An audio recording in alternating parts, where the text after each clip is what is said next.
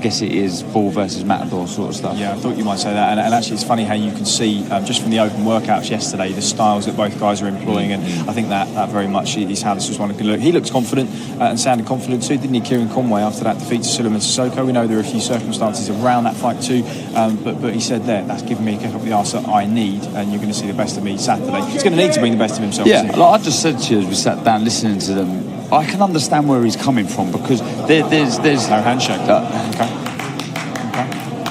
There was highlighted on social media, but for a guy with 20 defeats on his record, and there were points in the Adelaide fight you could see David on the ropes thinking, how on earth is this guy so many defeats? He just looked comfortable. Dacres has looked decent in his first couple of fights, but it's going to have to be really switched on. He will. He looked good against Cerro last time out. He's got the skill to beat him, but to give it a bit more, and I can win these sort of fights. So yeah, that's a cracker. Rhys Dixon in action as well, lightweight contest, but there's Ryland Charlton and Luke Willis. Now Ryland obviously coming down from 147 to 135. Be very interesting to see, because he's carrying a lot of muscle into his last couple of fights, how he looks on the scales and how he performs as a result Saturday night. Yeah, I mean Ryland is a handful. He can really whack.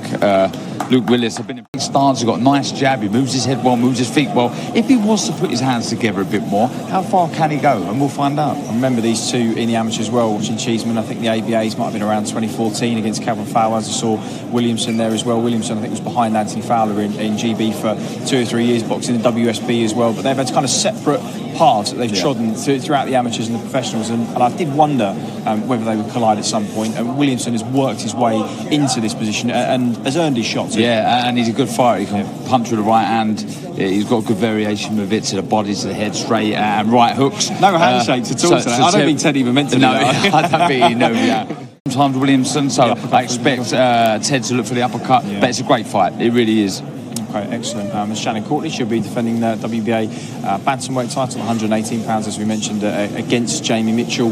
Ebony Bridges last time out had a few problems against Miley's Gangle. I think she pulled her calf in the middle of the fight, and she broke her hand as well, but she's still championing a bit to get the rematch. This division domestically is starting to really heat up. It is. It's going to be very, very interesting. Jamie Mitchell, man, she means she does business. Yeah, part of that US amateur setup. Highly talented amateur, been a little bit inactive as a pro, and as we mentioned earlier, could age just be the factor if this one gets a little bit attritional down the stretch, which she obviously believes that she's seen enough to know she